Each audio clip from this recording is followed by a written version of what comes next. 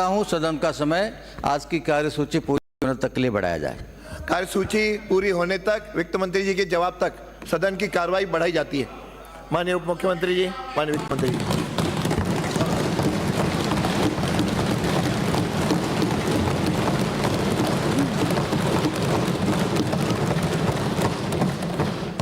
धन्यवाद अध्यक्ष महोदय।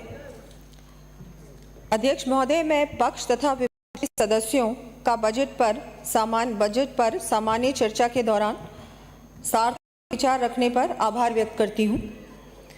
पक्ष का भी और विपक्ष का भी आभार व्यक्त करती हूँ। माननीय सदस्यों के साथ साथ आम जनता ने भी इस अभूतपूर्व बजट का खुले दिल से स्वागत किया है।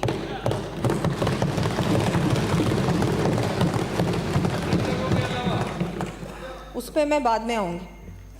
साथ ही मैं अपने विपक्ष के साथियों, विशेषकर राजाखेड़ा, चोमू, रानीवाड़ा तथा पाली से आने वाले मान्य सदस्यों का भी धन्यवाद करना चाहूँगी, जिन्होंने दलगत राजनीति से ऊपर उठकर इस बजट की प्रशंसा की है।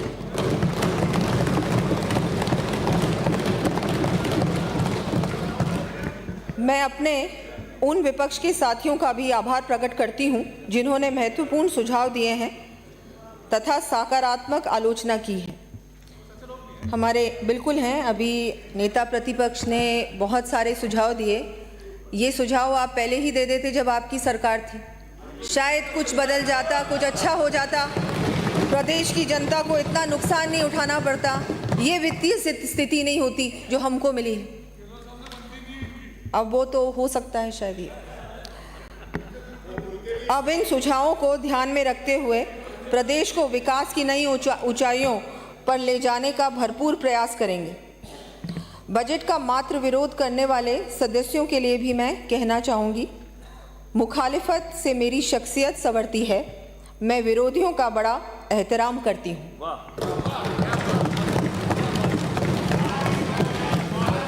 हमने प्रदेश के दीर्घकालीन लक्ष्यों, लॉन्ग टर्म गोल्स तथा विकसित राजस्थान एट 2047 को ध्यान में रखते हुए इस बजट को तैयार किया है। राज्य के विकास में आम नागरिकों की भागीदारी को ध्यान में रखते हुए तथा बजट को सभी वर्गों, क्षेत्रों के लिए समावेशी बनाने के लिए आमजन एवं संगठनों को सुझाव आमंत्रित किए गए थे। प्रदेशवासियों द्वारा बढ़ चढ़कर सहभागिता निभाते हुए लगभग 1,67,000 से अधिक सुझाव हमको प्राप्त हुए। साथ ही हमारे द्वारा माननीय मुख्यमंत्री महोदय की अध्यक्षता में प्रदेश के विभिन्न महत्वपूर्ण स्टेक होल्डर्स यथा महिलाएं, स्वयंसेवी संस्थाओं, किसानों, उद्योगपतियों, व्यापार मंडलों, कर्मचारियों आदि संगठनों के साथ प्री बजट कंसल्टेशन मीटिंग्स आयोजित की गई थी। मुख्य रूप से रोजगार, आधारभूत संरचना, ग्रामीण विकास, कृषि, शिक्षा, स्वास्थ्य आदि से संबंधित सुझाव प्राप्त हुए। हमने इन सभी सुझावों का संबंधित विभाग से परीक्षण करवाकर इन सुझावों पर सकारात्मक कार्रवाई कर यथासंभव बजट में समावेशित किए जाने का प्रयास किया है। हमें पूरी आशा है सत्ता पक्ष के साथ साथ विपक्ष के साथियों का भी इसके क्रियान्वयन में हमें पूरा समर्थन प्राप्त होगा। बहुत आवश्यक है, आप बार बार कह रहे हैं इम्प्लीमेंटेशन, कैसे आप वित्तीय संसाधन उपलब्ध कराएंगे, हम करवाएंगे। डबल इंजन की सरकार है राजस्थान में, आप चिंता ना करें, हम पूरी तरह से प्रयास ही नहीं करेंगे, ये करके दिखाएंगे। जो घोषणाएं की है, वायदे किए हैं, उनको पूरा करेंगे। और जिसका भी शिलान्यास होगा कार्य का, जैसे हमारे माननीय प्रधानमंत्री जी शिलान्यास भी करते हैं और उद्घाटन भी करते हैं, ये सरकार वो करेगी, माननीय मुख्यमंत्री जी करेंगे। मैं वर्ष 2024-25 के लिए जो हमने 4,95,467 करोड़ रुपए का बजट पेश किया गया है, जिसका आकार वर्ष 2023-24 के बजट अनुमानों से 1,04,611 करोड़ रुपए अधिक है। चर्चा के दौरान राजाखेड़ा से आने वाले मान्य सदस्य, लक्ष्मणगढ़ से आने वाले मान्य सदस्य, कोटा उत्तर से आने वाले माननीय सदस्य एवं माननीय नेता प्रतिपक्ष द्वारा बजट घोषणाएं जैसा मैंने कहा किस प्रकार से धरातल पर आएंगी, इस पर चिंता व्यक्त की है। और वो चिंता तो बिल्कुल सही है। आपने देखा होगा आपके समय तो कोई काम ही नहीं हुआ। अब आप लोग सोच रहे हैं ये लोग कैसे करेंगे, हमने इनके लिए कुछ छोड़ा ही नहीं, पूरा सब कुछ खजाना खाली करके चले गए। लेकिन मैंने जैसे कहा वित्तीय प्रबंधन पूर्ण रूप से होगा। हमारी सरकार ने कार्यभार संभालते ही हमारे मुख्यमंत्री भजनलाल जी के नेतृत्व में अपने संकल्पों को पूर्ण करते हुए जन कल्याणकारी योजनाओं पर काम करना शुरू किया है। माननीय सदन को बजट भाषण के अंतर्गत मेरे द्वारा इस संबंध में प्रगति से अवगत कराया जा चुका है। मैं यहाँ पुनः याद दिलाना चाहूँगी कि हमारे द्वारा यह त्वरित गति जो कि 2 महीने से अधिक चुनावी आचार संहिता में, क्योंकि आचार संहिता थी और 2 महीने आचार संहिता में गए, उसके बावजूद भी ये गति हमने सुनिश्चित की है। हम इसी प्रकार आगे भी पूर्ण तत्परता से निरंतर कार्य करते रहेंगे। राजाखेड़ा, रानीवाड़ा, डूंगरपुर व लक्ष्मणगढ़ से आने वाले माननीय सदस्यों द्वारा राज्य की फिस्कल पोजीशन जैसे outstanding loan, fiscal deficit, capital outlay, government guarantee आदि के मुद्दों पर सदन का ध्यान आकर्षित किया गया। इस संबंध में मैं राज्य के फिस्कल पोजीशन के इन बिंदुओं पर वास्तविक स्थिति का विवरण भी सदन में प्रस्तुत करूंगी। साथ ही हमारे राजाखेड़ा से आने वाले माननीय सदस्य श्री रोहित बोरा जी ने यह भी बिंदु उठाया कि केंद्र के बजट का इंतजार क्यों नहीं किया। अध्यक्ष महोदय, वैसे तो ये माननीय सदस्य काफ़ी विद्वान हैं और मैं समझती हूँ कि संविधान के लेखानुदान के प्राविधान से वाकिफ़ होंगे, फिर भी मैं उन्हें ये याद दिला देती हूँ कि हमारी सरकार द्वारा 8 फरवरी 2024 को लेखानुदान विधानसभा में प्रस्तुत किया गया था। संविधान के प्रावधानों के अनुसरण में हमने वित्तीय वर्ष 2024-25 में 4 माह तक के खर्चे की अनुमति ली थी, जो 31 जुलाई 2024 को समाप्त हो रही थी। अर्थात 1 अगस्त 2024 से वर्ष की शेष अवधि के लिए खर्चे की अनुमति विकास कार्यों के लिए ली जानी आवश्यक थी।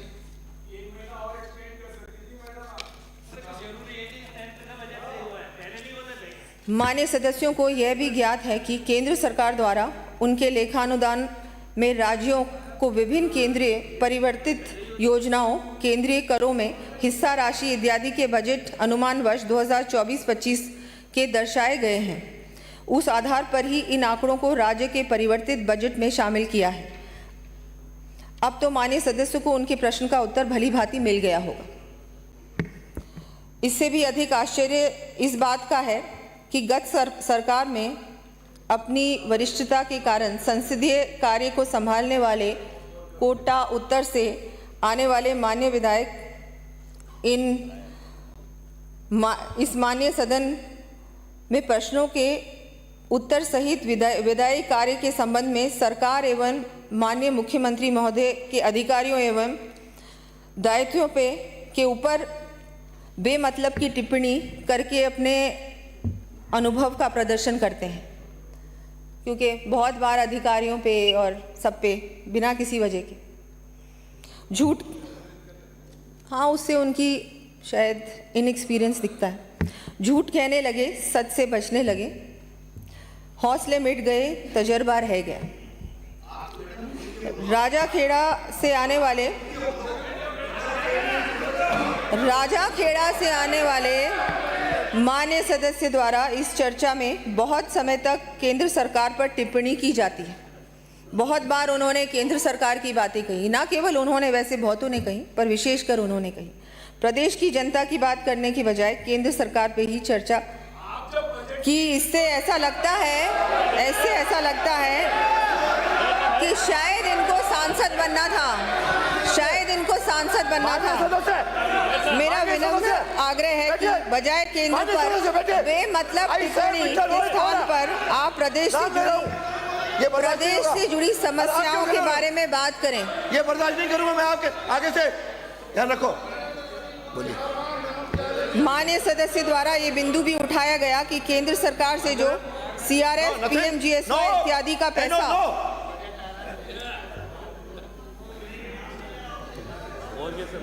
CRF, PMGSY इत्यादि का पैसा राज्य की संचित निधि के माध्यम से प्राप्त होता है को राज्य बजट में दर्शाया गया।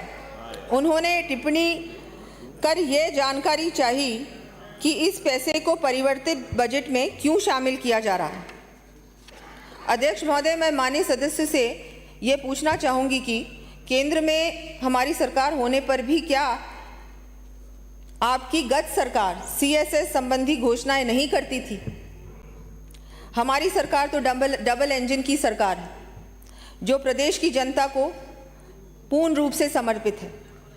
माननीय सदस्य को ये जानकारी होनी चाहिए कि सदैव ही केंद्र सरकार से विभिन्न केंद्रीय परिवर्तित योजनाओं अथवा जो राशि संचित निधि के माध्यम से आती है वह राज्य के आय व्यय अनुमानों में सम्मिलित रहती है।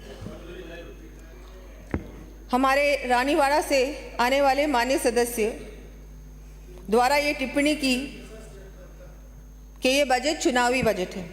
अध्यक्ष महोदय, मैं आपके माध्यम से माननीय सदस्य को अवगत कराती हूँ कि इनके बजट ज़रूर चुनावी होते होंगे। शुरू के वर्षों में तो जनता के कल्याण के लिए धरातल पर कोई योजना का कार्य किया ही नहीं, परंतु अंतिम वर्ष में चुनावों को देखते हुए लोक लुभावन योजनाओं की थोथी घोषणाएं कर वोटों पर राजनीति से प्रेरित होकर आम जन के को गुमराह करने का ज़रूर इन्होंने काम किया। हमने तो पहले बजट से ही दूरदर्शी सोच रखते हुए हर क्षेत्र के लिए प्लान बनाकर ये कार्य किया है, बजट बनाया है। एक लॉन्ग टर्म बजट है, ये सिर्फ एक साल का बजट नहीं है, सिर्फ ये भी नहीं है कि ये 5 साल का बजट है, ये विकसित राजस्थान का बजट है, 2047 के राजस्थान का बजट है, एक विजनरी बजट है।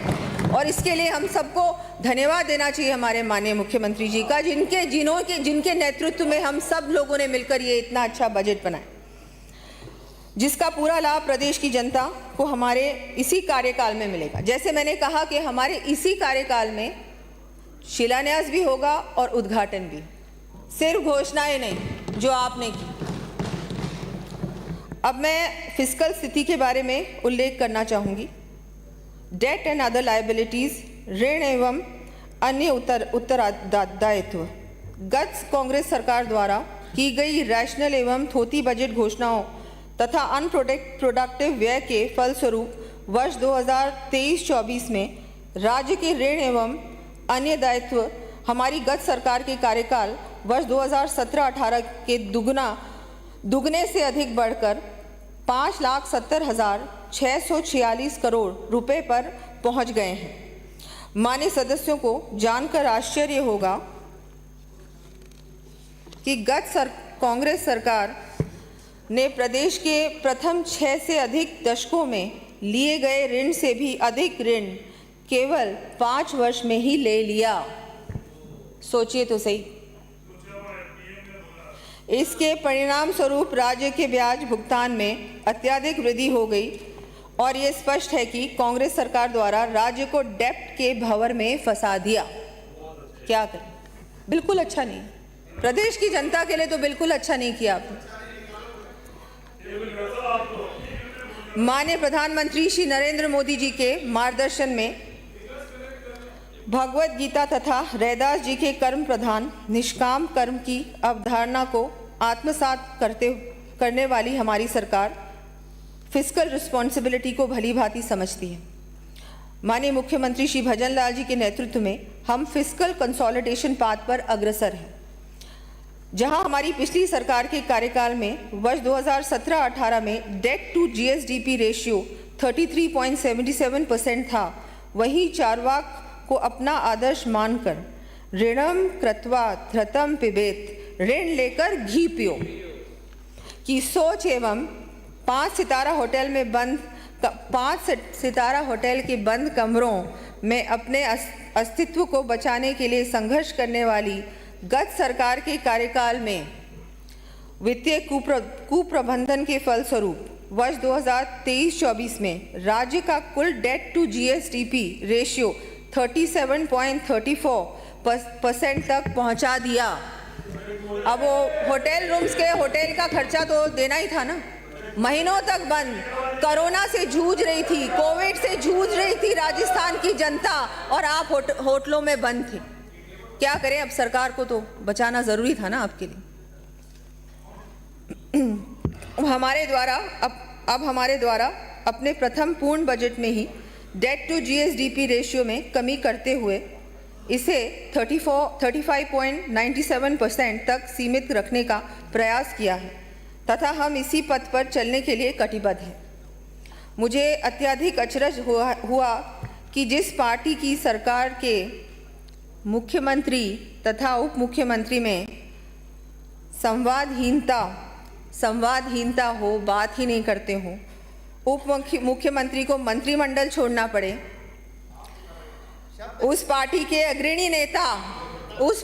अग्रणी नेता लक्ष्मणगढ़ से आने वाले हमारे माननीय विधायक हमारी सरकार में संवाद की स्थिति तथा कोऑर्डिनेशन को लेकर झूठी चिंता व्यक्त करते हैं। आप हमारी चिंता ना करें, आप तो अभी भी वही लड़ाई लड़ रहे हैं, आप तो अभी भी सब लोग वही लड़ाई लड़ रहे हैं। आप हमें अपने काम पे छोड़ें, हम अच्छा काम करके दिखाएंगे। उन्हें अभी से ही हमारी इस डबल इंजन की सरकार में राज्य एवं केंद्र के अच्छे रिश्ते, आपको तो इससे भी समस्या हो रही है कि अब इनको तो कोई समस्या होगी नहीं, ये तो सारे ही वित्तीय संसाधन केंद्र से भी ले आएंगे, वहाँ से भी इनको बहुत सहयोग मिलेगा। तो आपकी चिंता समझ में आती है, बिल्कुल है, सही है। आप लोगों ने अपनी पार्टी के अंदर बहुत संघर्ष किया, अब क्या करें। हम लोग तो काम करने आए हैं, राजस्थान की जनता ने अवसर दिया। उन सहित विपक्ष के सभी माननीय विधायकगण से अनुरोध व अपेक्षा करूंगी कि वे ऐसी निर्थक बातों में समय जाया ना करें, प्रदेश की जनता के कल्याण में हमारा सहयोग करने का प्रयास करें।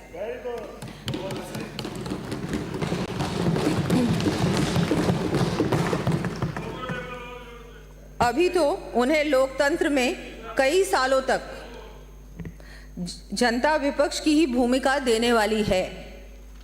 बहुत सालों तक आप लोग तो अब इसी की आदत डाल लीजिए, विपक्ष में बैठने की। माननीय अध्यक्ष महोदय, मैं आपके माध्यम से विपक्ष के साथियों को भी कर्म की राह पर चलने के लिए प्रेरित करने की दिशा में कहना चाहूँगी कि ज्ञान के प्रकाश में सत्य की राह पर धर्म की ध्वजा लिए कर्म का संकल्प लो। जीवन के संग्राम में इच्छाओं का दाह कर दृढ़ता का ढोल के लिए कर्म का संकल्प लो।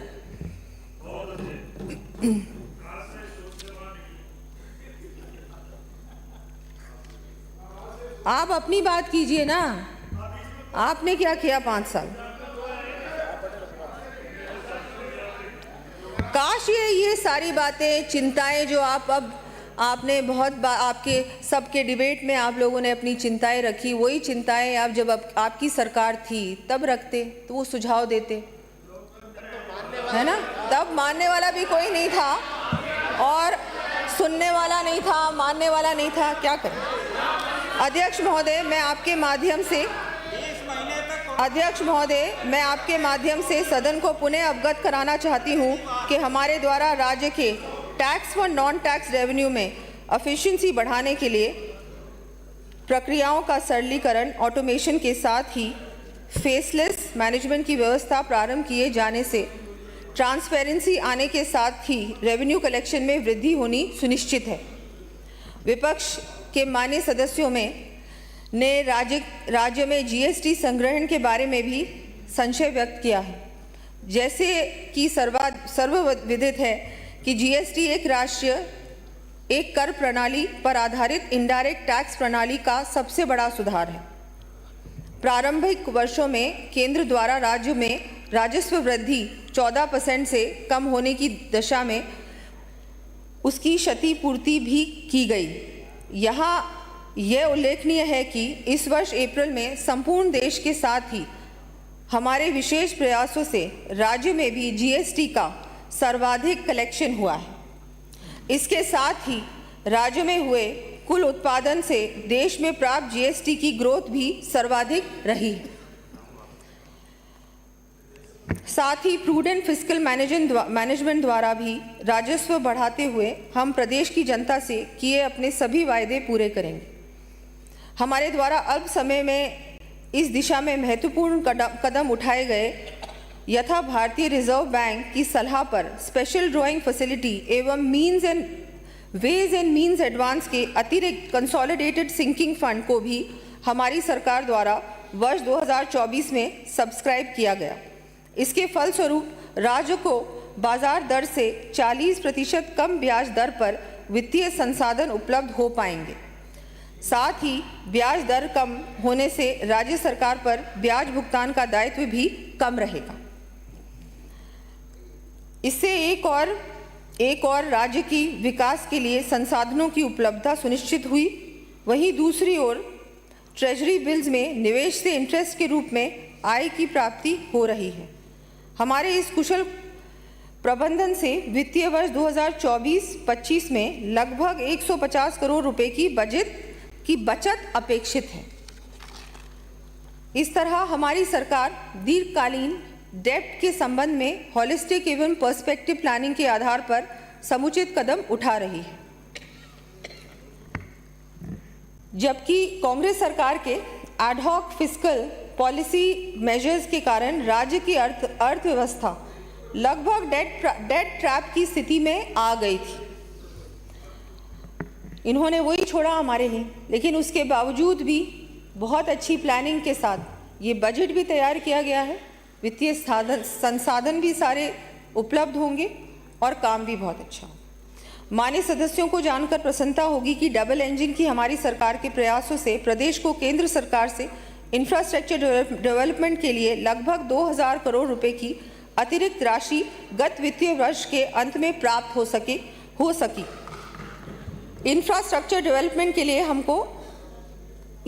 लोगों को इसी गत वित्तीय वर्ष में 2000 करोड़ रुपए केंद्र से प्राप्त हुए हैं। ये बहुत बड़ी उपलब्धि है। इससे आधारभूत संरचनाओं के निर्माण के साथ ही राज्य के विकास में भी तेजी आएगी। राजकोषीय घाटा वर्ष 2017-18 में हम राजकोषीय घाटे को 3.04% के स्तर पर छोड़कर गए थे, लेकिन कांग्रेस सरकार ने अपने कार्यकाल में इसको अनियंत्रित रूप से बढ़ाने में कोई कमी नहीं छोड़ी, जिसके फलस्वरूप 2023-24 में राजकोषीय घाटा बढ़कर 4.26% तक पहुंच गया। हमने हमारे परिवर्तित अनुमानों में राजकोषीय घाटे को पुनः कम करते हुए 3.93% के स्तर पर लाने का प्रयास किया है। मैं माननीय सदन को अवगत कराना चाहती हूं कि हमारी सरकार ने इस वर्ष भी राजकोषीय घाटे को FRBM द्वारा निर्धारित सीमा में रखा है तथा भविष्य में भी हम इसे FRBM सीमा में ही रखने के लिए प्रतिबद्ध हैं।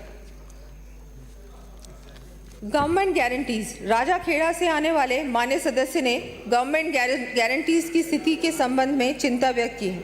अध्यक्ष महोदय, मैं आपके माध्यम से सदन को अवगत कराना चाहती हूं कि कांग्रेस सरकार ने वर्ष 2013-14 के अंत में कुल बकाया राजकीय आउटस्टैंडिंग गवर्नमेंट गारंटीज 85,911 करोड़ रुपए थी, जो हमारी गत सरकार के प्रयासों से वर्ष 2018-19 में घटकर 70,430 करोड़ रुपए रह गई थी।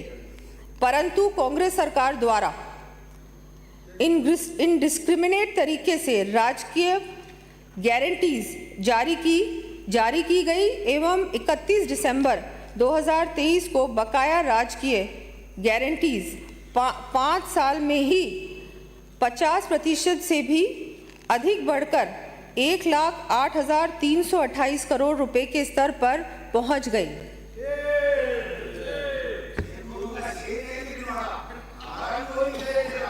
हमारी सरकार राजकीय पर सोच अलग है, विजन अलग है।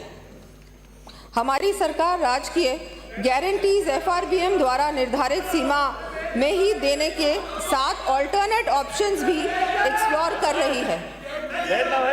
केंद्र सरकार के सहयोग से इस संबंध में बैठ जा भाई, बैठ जा भाई, बैठ ना, हम वर्ल्ड बैंक एवं एडीबी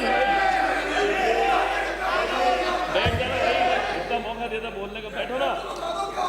एडीबी जैसे मल्टीलैटरल इंस्टीट्यूशंस के साथ इस दिशा में कार्य प्रारंभ कर रहे हैं। ग्रोथ स्टेट राज्य सकल घरेलू उत्पाद। माननीय अध्यक्ष महोदय,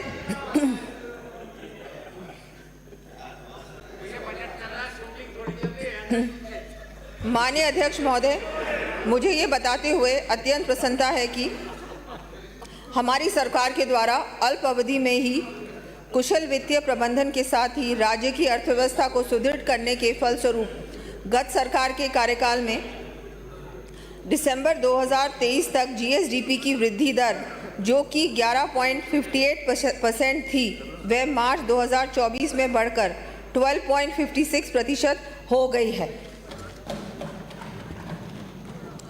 इसी प्रकार मैं सदन के सामने ये तथ्य प्रस्तुत करना चाहूँगी कि कांग्रेस सरकार के 5 वर्ष के कार्यकाल में जीएसडीपी में औसत वृद्धि दर 11.02% रही थी। यशस्वी प्रधानमंत्री जी के विजन एवं माननीय मुख्यमंत्री जी के एक्शन प्लान के दृष्टिगत हमारी सरकार द्वारा प्रस्तुत बजट में जीएसडीपी में वर्ष 2024-25 के लिए 16.53% वृद्धि दर का रोड मैप प्रस्तुत किया गया है। आप आंकड़े बता रहे थे तो मैं भी कुछ आंकड़े आपके सामने रख दूं। नेता प्रतिपक्ष महोदय, सुनो ना, सुना नहीं, काम की बात सुनी नहीं आपने, बातें बिल्कुल सुनो ना, सुने नहीं आप। पूंजीगत व्यय, ये सर्वविदित तथ्य है कि पूंजीगत व्यय कैपिटल एक्सपेंडिचर पर अधिक राशि व्यय किए जाने से राज्य के औद्योगिक विकास को गति मिलने, जीएसडीपी में वृद्धि होने, रोजगार के अधिक अवसरों का सृजन होने, पर कैपिटा इनकम में वृद्धि होने के साथ ही प्रदेश का सर्वांगीण विकास सुनिश्चित हो सकेगा। हमारी सरकार के गत कार्यकाल में औसत पूंजीगत व्यय नेट बोरोइंग का 61.52% था, लेकिन कांग्रेस सरकार के फाइनेंशियल मिसमैनेजमेंट एवं ऋण का उपयोग थोथी बजट घोषणाओं तथा अनप्रोडक्टिव राजस्व व्यय में किए जाने के परिणाम स्वरूप औसतन पूंजीगत व्यय नेट बोरोइंग का 41.61% तक गिर गया। मान्य सदस्यों को ये जानकर प्रसन्नता होगी कि अब हम इसे 63.13% तक लाकर गाड़ी को पटरी पर लेके आएंगे।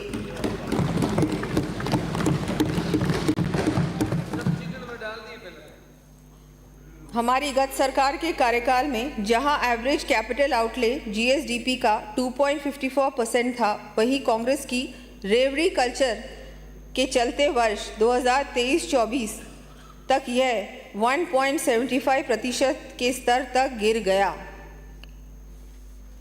हमारी सरकार ने आधारभूत संरचनाओं एवं पूंजीगत कार्यों कैपिटल आउटले हेतु वर्ष 2024-25 में प्रावधान को बढ़ाकर 44,216 करोड़ रुपए प्रस्तावित किया है, जो कि जीएसडीपी का 2.48% है। Sector wise analysis, sector wise खर्च का विश्लेषण। माननीय अध्यक्ष महोदय, हमने बजट में हर वर्ग का ध्यान रखते हुए समावेशी बजट प्रस्तुत किया है, जिससे हमारा प्रदेश विकसित राज्यों की श्रेणी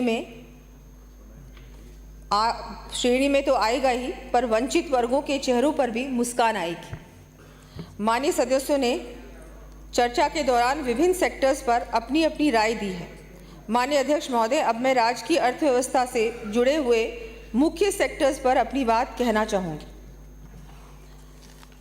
वर्ष 2018-19 में योजनाओं का कुल प्रावधान 1,07,865 करोड़ रुपए रखा था, जो वर्ष 2023-24 में 1,84,312 करोड़ हुआ।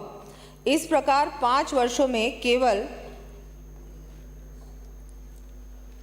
76,000 करोड़ रुपए की वृद्धि हुई, जबकि हमारी सरकार ने वर्ष 2024-25 में 2,09,634 करोड़ रुपए का प्रावधान किया है। इस प्रकार हमारी सरकार ने केवल एक वर्ष में ही 25,000 करोड़ की वृद्धि प्रस्तावित की है।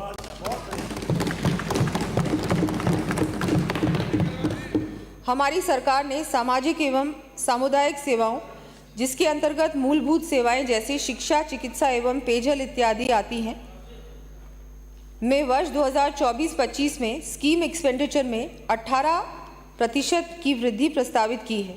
मैं माननीय सदस्यों को कुछ प्रमुख क्षेत्रों में हमारे द्वारा की जा रही वृद्धि के बारे में अवगत कराना चाहूँगी। सड़कें 1,655 करोड़ रुपए, पेयजल 3,496 करोड़ रुपए, सिंचाई 2,277 करोड़ रुपए, ऊर्जा 4,490 करोड़ रुपए, चिकित्सा 3,647 करोड़ रुपए, शिक्षा 7,064 करोड़ रुपए, सामाजिक सुरक्षा व अन्य 4,581 करोड़ रुपए, कृषि बजट 7,600 करोड़ रुपए से अधिक।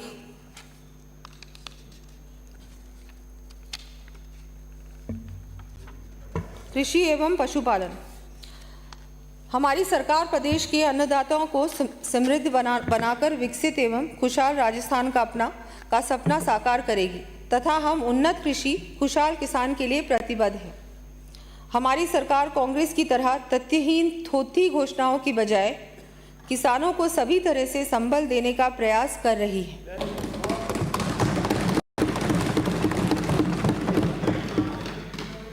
हमारे द्वारा जो बजट प्रस्तुत किया गया है उसमें कृषक कल्याण एवं कृषि विकास हेतु 96,787 करोड़ 27 लाख रुपए का प्रावधान रखा है। 96,787 करोड़ 27 लाख रुपए का प्रावधान रखा है, जो कि कांग्रेस सरकार द्वारा वर्ष 23-24 में किए गए प्रावधान से लगभग 7,600 करोड़ रुपए अधिक है।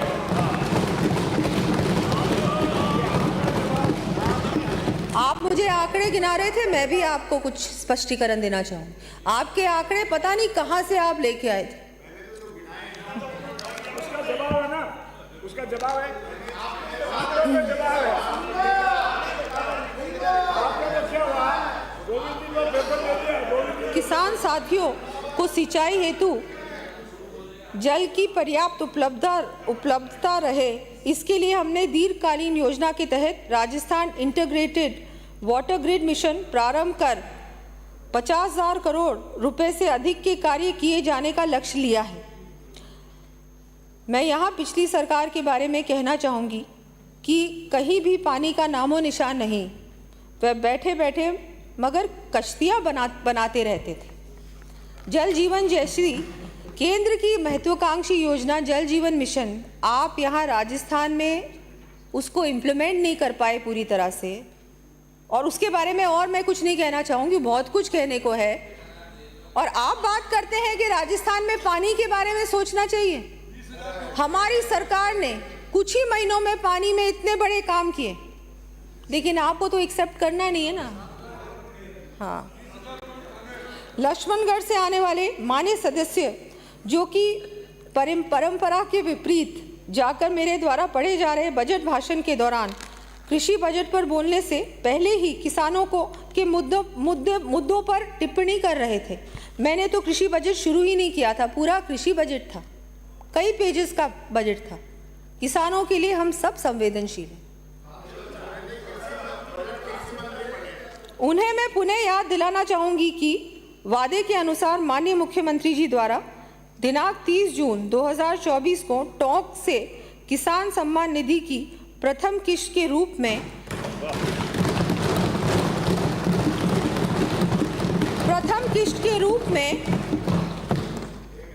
66 लाख किसान भाइयों को डीबीटी के माध्यम से किसान सम्मान निधि की अतिरिक्त राशि 650 करोड़ रुपए सीधे बैंक खातों में स्थानांतरित की। राजस्थान के इतिहास में ये पहली बार है जब हमारे प्रदेश के अन्नदाताओं को राज्य सरकार द्वारा इतनी बड़ी संख्या में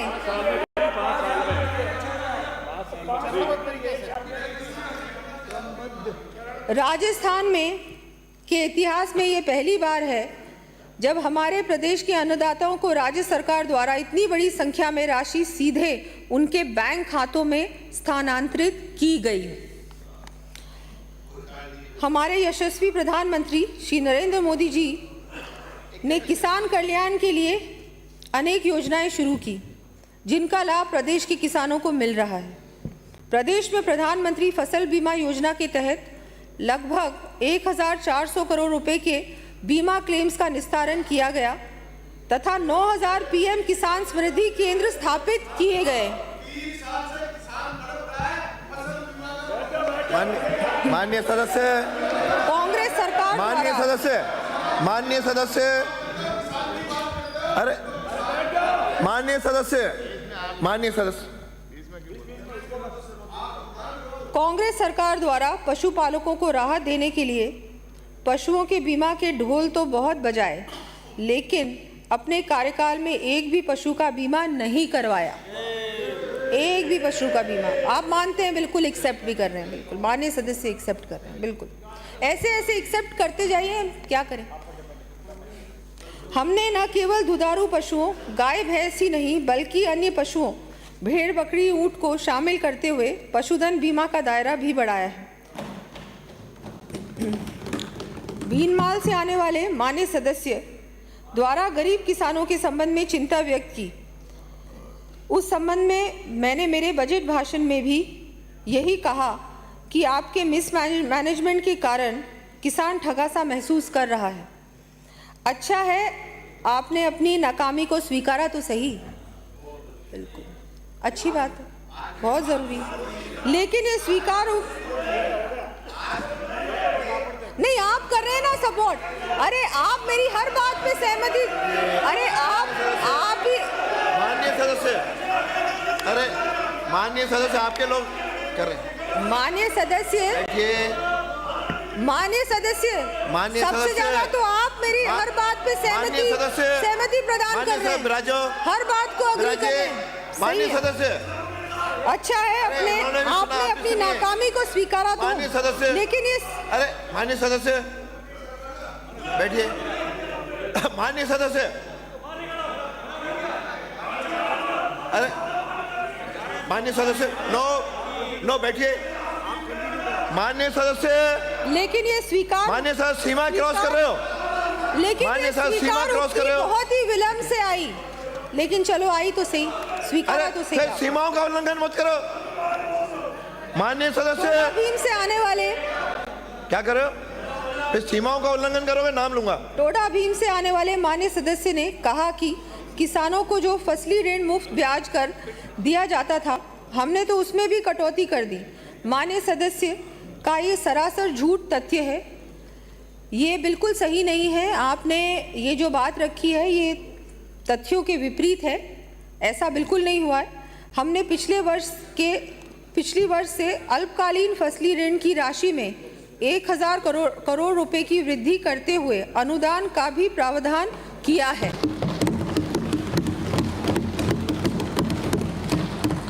साथ ही हमने पशुपालक साथियों के लिए गोपाल क्रेडिट कार्ड योजना भी प्रारंभ की है।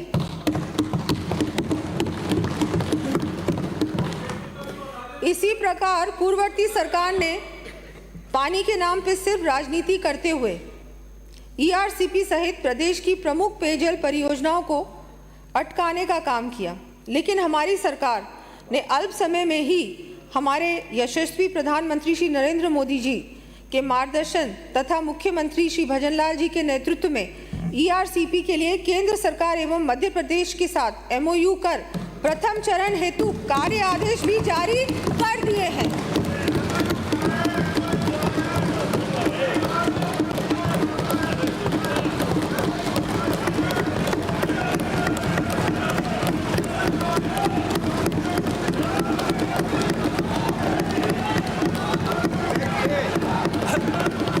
माननीय सदस्य, माननीय सर, बहुत हो गया, बहुत हो गया।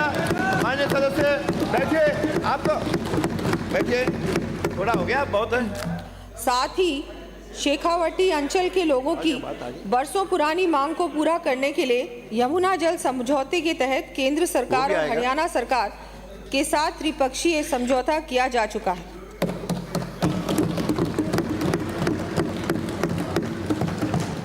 ऊर्जा क्षेत्र में नवाचार एवं सुधार। पूर्ववर्ती कांग्रेस सरकार द्वारा केवल बिजली की खरीद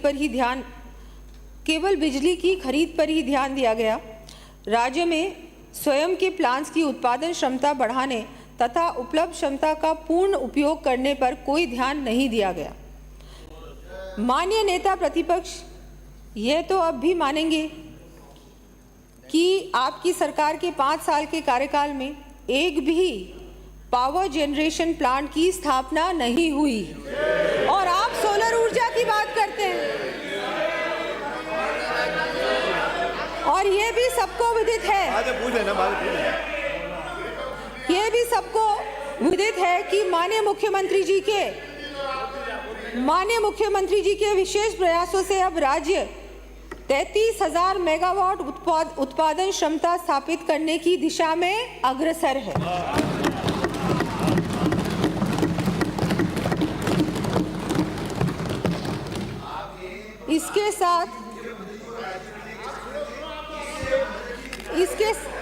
इसके साथ ही गत सरकार के समय पूर्व से संचालित प्लांट्स का पीएलएफ भी मात्र 55.10% रहा। हमारी सरकार ने कार्यभार संभालते ही राज्य के प्लांट्स की क्षमता के उपयोग पर पूर्ण ध्यान दिया, जिसके परिणाम स्वरूप पीएलएफ 70.32% हो गया है।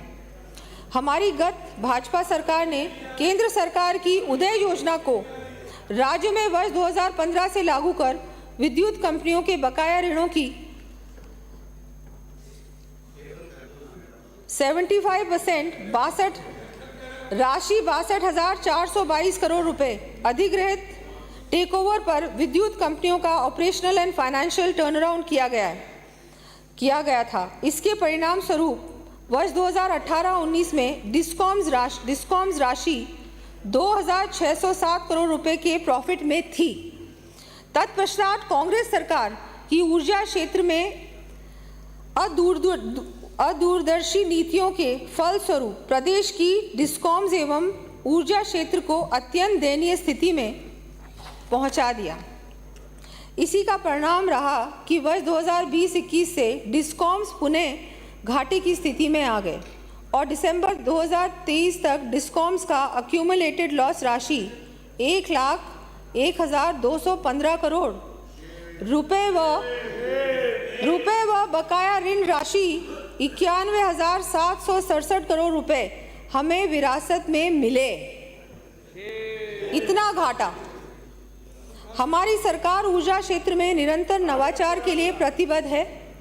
हमारी सरकार द्वारा विगत कुछ समय में ही इस संबंध में केंद्र सरकार के विभिन्न पीएसयू से एमओयू किए जाकर उनको धरातल पर लाने का काम शुरू कर दिया है, जिससे राज्य में सबको निर्बाध बिजली मिल सकेगी और साथ ही डिस्कॉम्स की आर्थिक स्थिति भी सुधरेगी।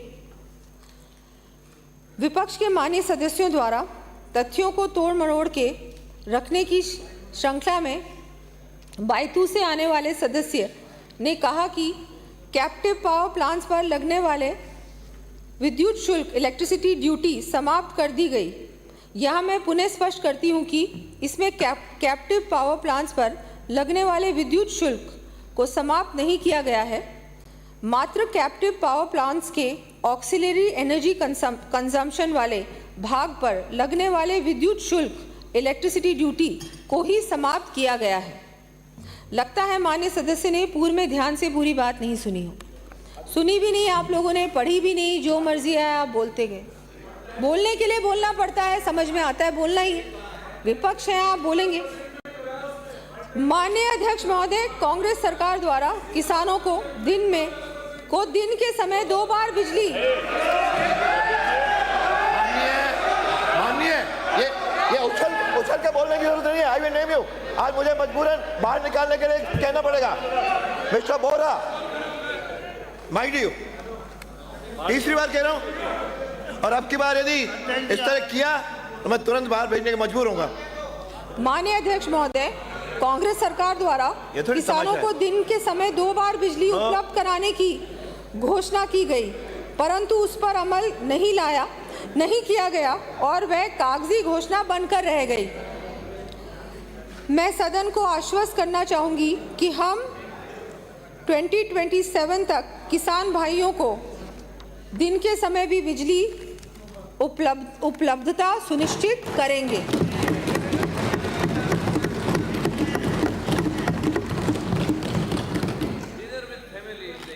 साथ ही जनरेशन, ट्रांसमिशन, डिस्ट्रीब्यूशन की भी समुचित व्यवस्था सुनिश्चित करेंगे। रिसर्जेंट राजस्थान, कांग्रेस सरकार द्वारा हमारे द्वारा सफलतापूर्वक आयोजित किए गए रिसर्जेंट राजस्थान की नकल करते हुए इन्वेस्टमेंट राजस्थान समिट 2022 आयोजित की गई, जिसमें केवल थोड़ी चर्चाएं की गई। कुछ ग्रुप्स कंपनी से एमओयू किए गए, परंतु इन एमओयू पर केवल कागजी कार्रवाई हुई, कोई एमओयू धरातल पर नहीं आया। कांग्रेस की सरकार सदा से ही मुंगेरी लाल के सपने दिखाने का काम करती है। आप बहुत सारी घोषणाएं करते, बहुत किया आपने, सपने भी दिखाए, ये सारे समिट्स के नाटक भी किए, लेकिन काम क्या किया? यही कारण है कि आज सब लोग रो रहे हैं। सड़कों की हालत तो मैंने देखी है, क्या हालत करके छोड़ गए आप। फाइनेंशियल स्थिति के बारे में बोलेंगे तो पता नहीं क्या आप लोगों ने कर दिया।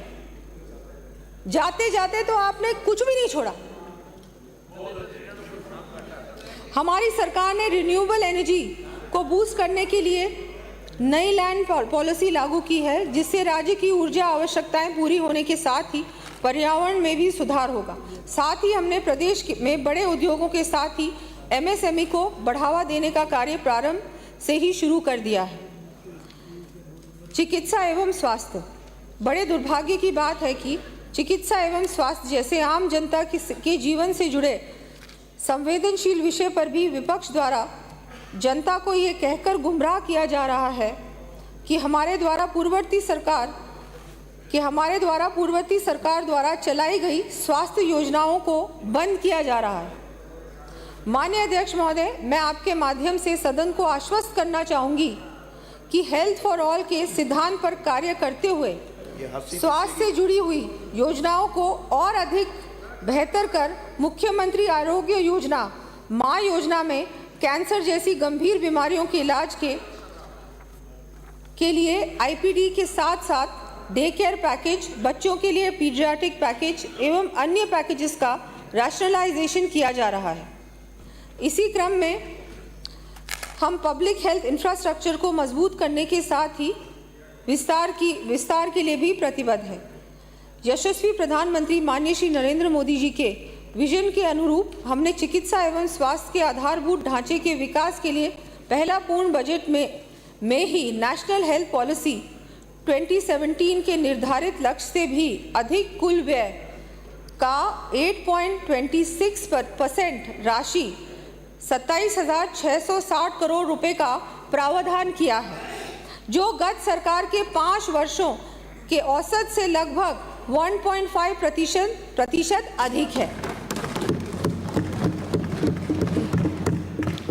जनजाति क्षेत्र विकास, टीएसपी एरिया डेवलपमेंट, डूंगरपुर से आने वाले माननीय सदस्य द्वारा जनजाति क्षेत्र टीएसपी एरिया में निवासरत हमारे जनजाति के भाई बहनों के लिए चिंता करते हुए कहा कि नरेगा में टीएसपी एरिया में हमारी सरकार ने 125 दिन मजदूरी के दिए थे, लेकिन आपकी सरकार के बनते ही उसको आपने 100 दिन कर दिया। मैं माननीय सदन को अवगत कराना चाहूँगी कि यह बिल्कुल तथ्यहीन बात है। आज भी राज्य के एसटी बहुल्य 8 जिलों की 47 पंचायत समितियों के जॉब कार्ड होल्डर परिवारों को महात्मा गांधी नरेगा में 100 दिवस पूर्ण करने के उपरांत 50 अतिरिक्त दिवसों का रोजगार राज्य मद से उपलब्ध कराया जा रहा है।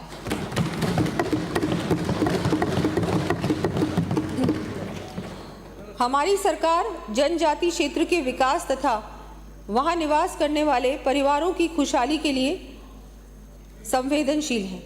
इसी क्रम में हमारे द्वारा गोविंद गुरु जनजातीय क्षेत्रीय विकास योजना भी प्रारंभ की जा रही है।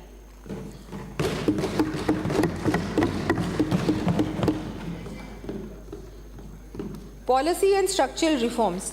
माननीय अध्यक्ष महोदय, सबको ये विदित है कि 2014 में माननीय प्रधानमंत्री मोदी जी के आने से पहले पूरा देश पॉलिसी पैरालिसिस से जूझ रहा था। यशस्वी प्रधानमंत्री मोदी जी के द्वारा विभिन्न स्ट्रक्चरल रिफॉर्म्स, उदाहरण स्वरूप tax reforms, banking reforms, land reforms, digitalizations of economy आदि लाने के फलस्वरूप देश की अर्थव्यवस्था को नई दिशा प्राप्त हुई है। हमारी सरकार द्वारा भी इस नीति का अनुसरण करते हुए इस बजट में industrial policy, MSME policy, agro processing policy, export promotion policy, youth policy, state skill policy, Rajasthan one district one product policy, Rajnivesh policy इत्यादि नई नीतियां लाकर सुधार सुनिश्चित कर रहे हैं। हमारे यशस्वी प्रधानमंत्री जी ने लाल किले की प्राचीर से कहा था, हमें जल्द से जल्द गुलामी की मानसिकता और गुलामी के प्रतीक चिन्हों को समाप्त कर नए आत्मविश्वास से भरे नए भारत की स्थापना करनी है। इसके अनुरूप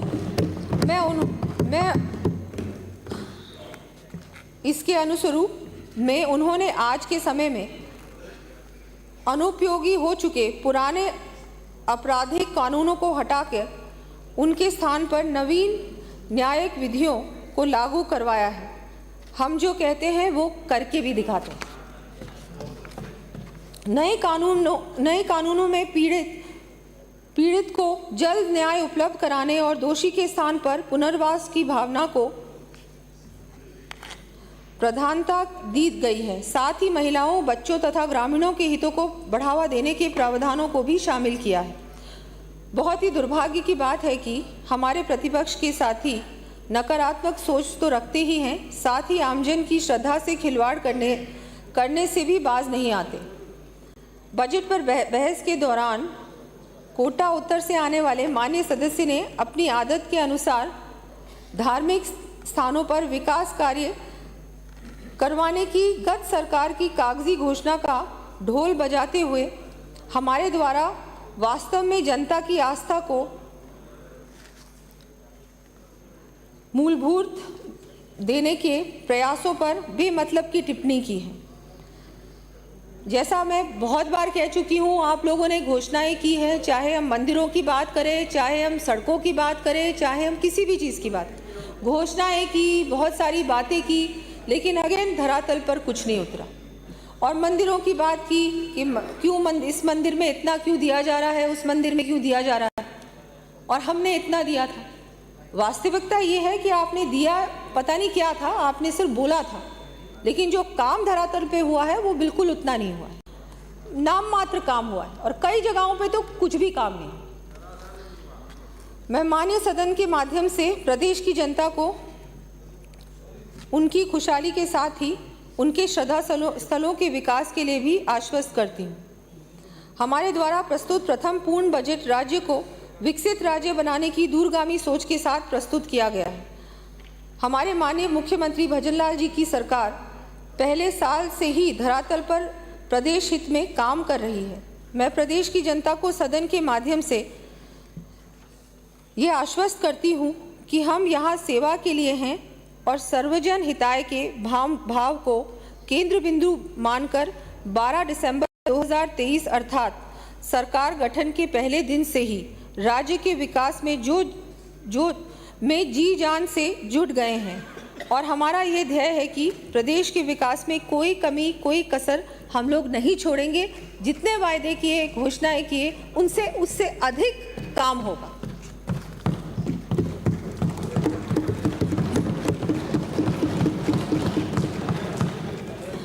माननीय अध्यक्ष महोदय, अब मैं नवीन घोषणाएं प्रस्तावित कर रही हूं।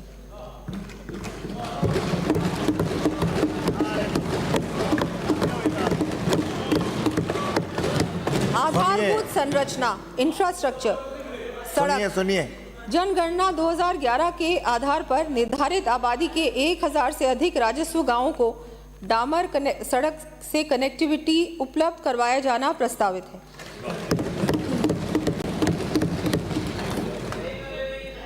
प्रदेश में सड़कों के विस्तार एवं सुदृढ़ीकरण हेतु लगभग 2000 करोड़ रुपए की राशि से विभिन्न सड़क निर्माण कार्य 2 वर्षों में करवाए जाने प्रस्तावित हैं। इन सड़क कार्यों की सूची मैं सदन के पटल पर प्रस्तुत कर रही हूं। लंबी सूची है।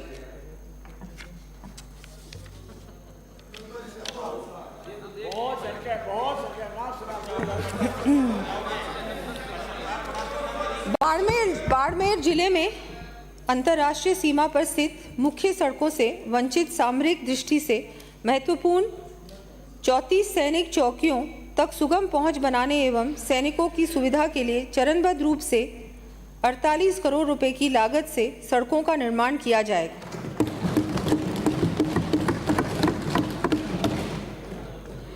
प्रथम चरण में इस वर्ष 9 सैनिक चौकियों हेतु सड़क निर्माण का कार्य हाथ में लिया जाएगा। नगरीय विकास भिवाड़ी के सुनियोजित विकास के लिए मास्टर ड्रेनेज प्लान तैयार किया जाकर तथा अजमेर शहर में अन्ना सागर के पास के क्षेत्र में नालों एवं ड्रेनेज संबंधी कार्य हाथ में लिए जाएंगे।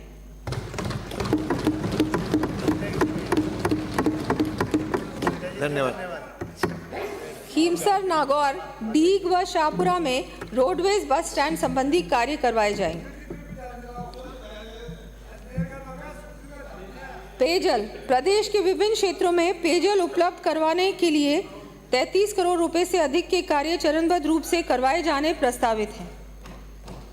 इन पेयजल संबंधी कार्यों का विवरण मैं सदन के पटल पर प्रस्तुत कर रही हूँ। ऊर्जा विद्युत प्रसारण तंत्र को सुदृढ़ एवं विकसित करने हेतु 132 केवी या उससे अधिक की हाई टेंशन लाइन के निर्माण हेतु आवश्यक टावर एवं ट्रांसमिशन लाइन से किसानों की जमीन प्रभावित होती है। किसानों को ऐसी स्थिति में मैं ऐसे ट्रांसमिशन टावर बेस के साथ चारों तरफ 1 मीटर तक अतिरिक्त क्षेत्रफल की गणना तक डीएलसी दर का दुगना तथा ट्रांसमिशन लाइन के नीचे आने वाले क्षेत्रफल के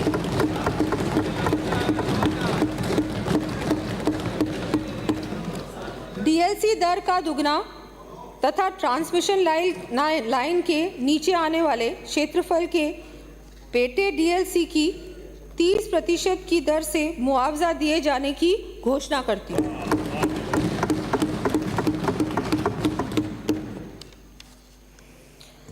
एनर्जी ऑडिट के लिए 3 वर्षों में 4,34,000 डिस्ट्रीब्यूशन ट्रांसफॉर्मर्स पर चरणबद्ध रूप से स्मार्ट मीटर्स लगाए जाएंगे।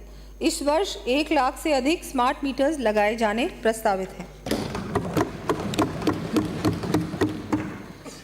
विद्युत प्रसारण तंत्र के सुदृढ़ीकरण हेतु विभिन्न क्षमता के जीएसएस स्थापित किए जाएंगे। इन जीएसएस की सूची मैं सदन के पटल पर रख रही हूँ। औद्योगिक विकास प्रदेश में उद्यमियों को प्रोत्साहन देने की दृष्टि से नवीन रिप्स योजना लाई जानी प्रस्तावित है। इसी के साथ उद्यमियों को समयबद्ध रूप से सहायता प्राप्त हो सके, इस हेतु रिप्स फंड गठित कर आवश्यक प्रावधान किए जाएंगे। एमएसएमई उद्यमियों को कॉमन सैंपलिंग एवं मॉनिटरिंग की सुविधा उपलब्ध कराने के लिए चरणबद्ध रूप से संभाग मुख्यालयों सहित 20 स्थानों पर रीजनल लैबोरेटरी स्थापित किया जाना प्रस्तावित है।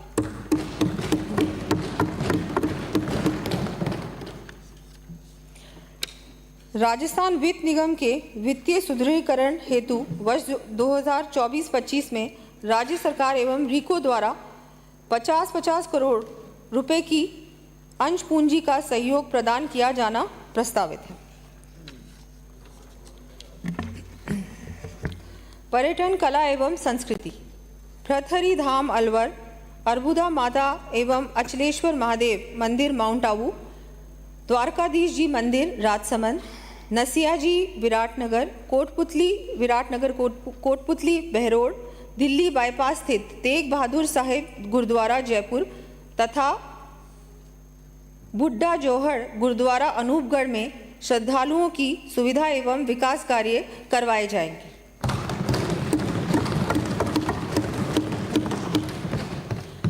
वरिष्ठ नागरिक तीर्थ यात्रा योजना के तहत 15,000 यात्रियों को स्पेशल ट्रेन द्वारा अयोध्या स्थित राम मंदिर के दर्शन करवाए जाने प्रस्तावित है।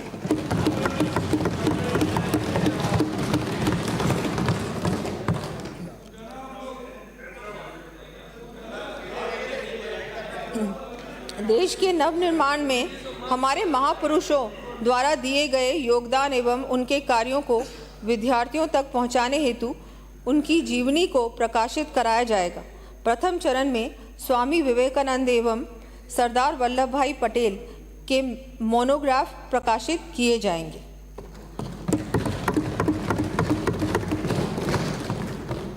वन एवं पर्यावरण, ब्राह्मणी नदी बेगू चित्तौड़गढ़ के रिवर फ्रंट एवं सौंदर्यीकरण के कार्य करवाया जाना प्रस्तावित है। साथ ही अजमेर शहर में पार्क व आदर्श नगर में मातृवन विकसित किए जाएंगे। शिक्षा एवं खेल, प्रदेश में उच्च एवं तकनीकी शिक्षा के विस्तार के लिए विभिन्न महाविद्यालयों की स्थापना व क्रमोन्नयन किए जाने, नवीन संकाय विषय खोले जाने तथा विभिन्न छात्रावासों के निर्माण संबंधी कार्य करवाए जाने प्रस्तावित है। इन कार्यों का विवरण मैं सदन के पटल पर प्रस्तुत कर रही हूँ।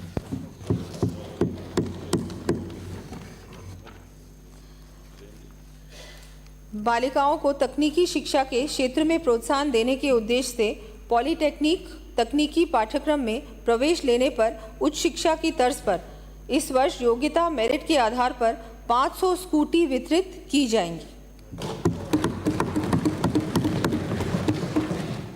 महाविद्यालय तथा कक्षा 11वीं एवं 12वीं के विद्यार्थियों के लिए प्रतिष्ठित कंपनियों के माध्यम से कॉर्पोरेट सर्टिफिकेशन प्रोग्राम संचालित करने हेतु प्रदेश में सभी संभागों में राजस्थान फिनिशिंग स्कूल सेंटर्स की स्थापना किए जाने की घोषणा करती हूँ।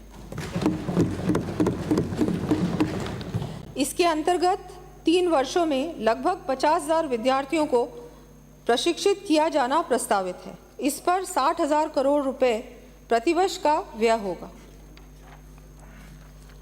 प्रदेश के विद्यार्थियों को व्यावसायिक शिक्षा एवं कंप्यूटर शिक्षा प्रदान करने तथा स्कूली शिक्षा के विस्तार की दृष्टि से विभिन्न पाठ्यक्रम विषय शुरू करने तथा स्कूलों व आईसीटी लैब्स की स्थापना किए जाने संबंधी कार्य करवाए जाएंगे। इन कार्यों का विवरण मैं सदन के पटल पर प्रस्तुत कर रही हूँ।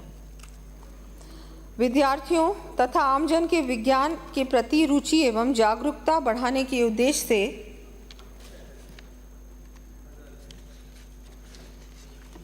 अलवर एवं भरतपुर में विज्ञान केंद्र की स्थापना का कार्य हाथ में लिया जाना प्रस्तावित है।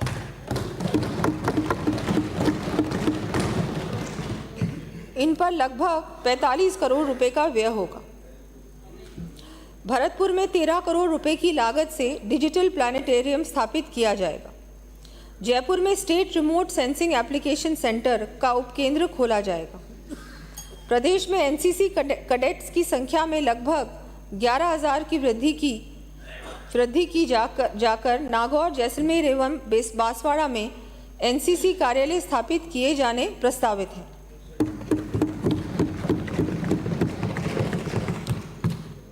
साथ ही प्रदेश में स्काउटिंग को बढ़ावा देने के लिए हिंदुस्तान स्काउट्स हेतु नियम बनाते हुए 4 करोड़ रुपए का अनुदान दिया जाएगा।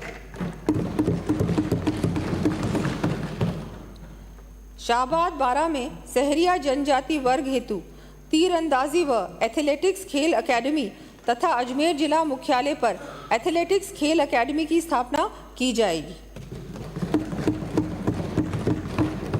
साथ ही कपासन चित्तौड़गढ़ में इंडोर स्टेडियम बनाया जाना प्रस्तावित है।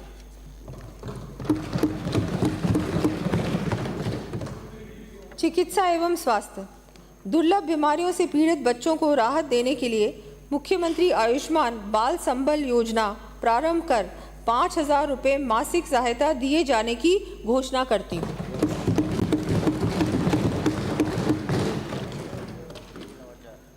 थैलेसीमिया से पीड़ित व्यक्तियों के उपचार हेतु हेमाटोलॉजी सेंटर की स्थापना के साथ ही मरीजों को बिना रिप्लेसमेंट रक्त संरक्षण की सुविधा उपलब्ध कराए जाने हेतु 10 नए रक्त संग्रहण एवं परिवहन वाहन उपलब्ध करवाए जाएंगे।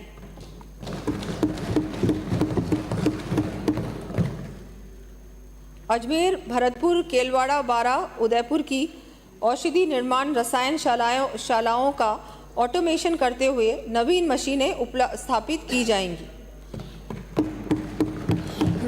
इन पर 15 करोड़ रुपए का व्यय होना प्रस्तावित है। साथ ही आयुर्वेद दवाइयों की समुचित उपलब्धता सुनिश्चित करने के लिए 10 करोड़ रुपए का अतिरिक्त प्रावधान किया जाएगा। ब्रेस्ट कैंसर की जांच हेतु मोबाइल वैन्स की संख्या बढ़ाते हुए चरणबद्ध रूप से प्रत्येक चिकित्सा महाविद्यालय पर उपलब्ध करवाई जाएगी। साथ ही प्राथमिक स्तर की जांच के लिए समस्त ANM एवं आंगनबाड़ी कार्यकर्ताओं को भी ट्रेनिंग दी जानी प्रस्तावित है। प्रदेश में चिकित्सा सुविधाओं के उन्नयन के लिए चिकित्सा संस्थानों के अपग्रेडेशन, स्थापना, भवन निर्माण एवं रिपेयर एंड मेंटेनेंस तथा आयुष चिकित्सा सुविधा कार्य करवाए जाएंगे। इन कार्यों की सूची मैं सदन के पटल पर प्रस्तुत कर रही हूँ। सामाजिक सुरक्षा। प्रधानमंत्री मातृवंदन योजना के अंतर्गत दिव्यांग गर्भवती महिलाओं को देय राशि 6,500 रुपये को बढ़ाकर 10,000 रुपये किया जाना प्रस्तावित है।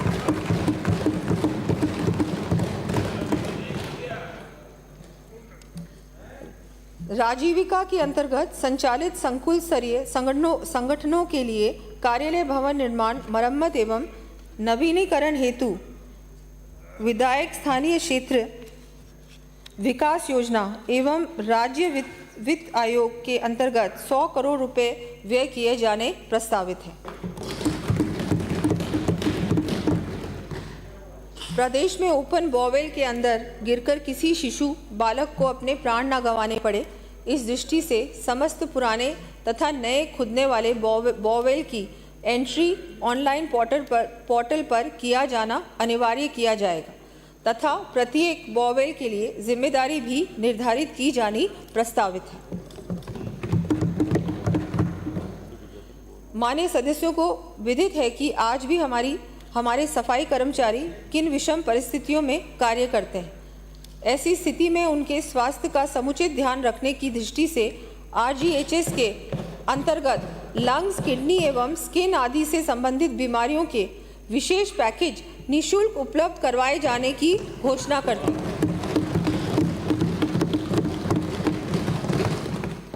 प्रदेश में सिंचाई सुविधाओं से संबंधी विभिन्न कार्य करवाए जाने प्रस्तावित हैं। इन सिंचाई कार्यों की सूची मैं सदन के पटल पर प्रस्तुत कर रही हूँ। 20,000 किसानों को भूमि सुधार हेतु निःशुल्क जिप्सम उपलब्ध करवाया जाना प्रस्तावित है। प्रदेश में कृषि क्षेत्र में उन्नत तकनीक का प्रयोग बढ़ाने की दृष्टि से centre of excellence for tissue culture एवं state institute of food technology, entrepreneurship and management की स्थापना किया जाना प्रस्तावित है। प्रदेश में बापिड़ी, लोहावट, फालोदी तथा कोट खावड़ा, जयपुर में कृषि उपज मंडी स्थापित की जाएगी। प्रदेश में पशु चिकित्सा सुविधा के लिए विभिन्न पशु चिकित्सा संस्थान खोले व क्रमोन्नत किए जाएंगे।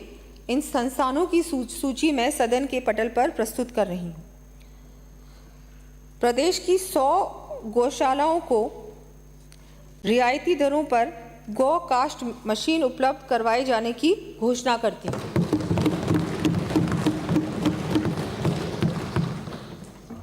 साथ ही डेयरी सेवाओं के विस्तार एवं बेरोजगार युवाओं को रोजगार उपलब्ध कराने के उद्देश्य से 2 वर्षों में 2000 नए डेयरी बूथ खोले जाएंगे। सरस दुग्ध एवं दुग्ध उत्पादों की घर घर पहुंच सुनिश्चित करने के लिए इस वर्ष शहरी क्षेत्रों में 1000 सरस मित्र बनाए जाने प्रस्तावित हैं। अधिक से अधिक ग्रामीण क्षेत्रों के दुग्ध उत्पादकों को सहकारिता से जोड़ने के लिए 2 वर्षों में 1500 नई दुग्ध सहकारी समितियां चरणबद्ध तरीके से स्थापित किए जाना प्रस्तावित है। सुशासन, राज्य न्यायालयों के न्यायिक कार्य हेतु online portal Rajasthan revenue court modernisation system लागू किया जाएगा। इस पर 5 वर्षों में लगभग 50 करोड़ रुपए व्यय किए जाएंगे। साथ ही भूमि सीमा ज्ञान, सहमति विभाजन, नामांकन, गैर खातेदारी से खातेदारी, भूमि की लीज आदि नामांकन के ऑटो डीम्ड निस्तारण हेतु ऑनलाइन प्लेटफॉर्म लागू किए जाएंगे। क्षेत्रीय कार्यालयों के कवरेज के उन्नयन के लिए विभिन्न प्रशासनिक पुलिस इकाइयों एवं न्यायालयों की स्थापना व क्रमोन्नयन किया जाएगा। इन इकाइयों न्यायालयों की सूची मैं सदन के पटल पर प्रस्तुत कर रही हूँ। युवाओं को नशे की लत लगे ही नहीं, इसके लिए ज़रूरी है कि नशीले पदार्थों के स्रोत व अवैध कारोबार को रोका जाए। इस दृष्टि से मैं नशे के अवैध कारोबार पर प्रभावी अंकुश लगाने के लिए एंटी नारकोटिक्स टास्क फोर्स का गठन करने की घोषणा करती हूँ।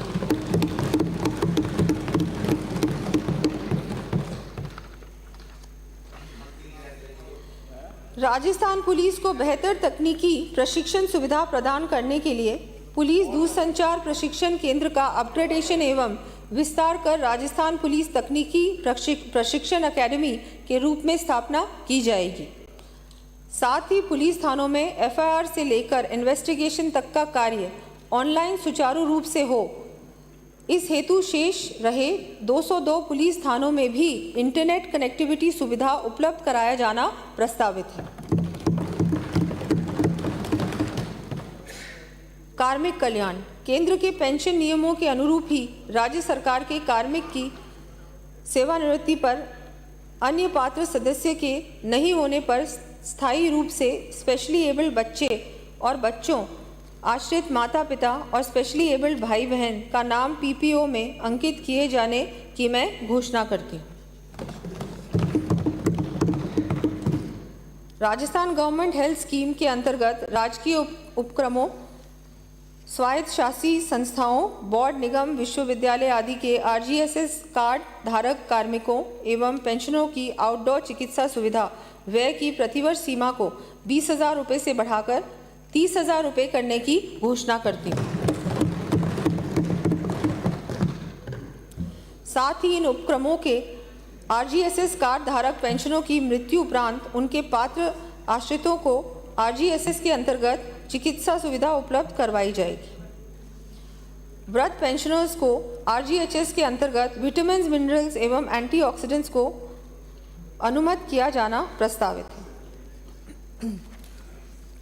अध्यक्ष महोदय, मैं आपके माध्यम से सदन को पुनः विश्वास दिलाना चाहती हूं कि माननीय प्रधानमंत्री श्री नरेंद्र मोदी जी के मार्गदर्शन व माननीय मुख्यमंत्री श्री भजनलाल जी के कौशल नेतृत्व में हमारी सरकार प्रदेश को विकास की ऊंचाइयों तक ले जाने में कोई कसर नहीं रखेगी। जन सामान्य के कल्याण के लिए शुरू की गई हमारी योजनाओं के माध्यम से अंतिम छोर पर खड़े व्यक्ति के चेहरे पर मुस्कान लाने का हम अथक प्रयास करेंगे। मैं यहाँ आह्वान करना चाहूँगी, रुको ना तुम, थको ना तुम, राह से भटको ना तुम। अपने अडिग विश्वास से एक राह का संकल्प लो, ज्ञान से झुके रहो, विश्वास से डटे रहो, जीवन साकार जो करे उस ज्ञान का संकल्प लो। जय हिंद। धन्यवाद। सदन की बैठक गुरुवार 18 जुलाई 2024 के प्रातः 11 बजे तक के लिए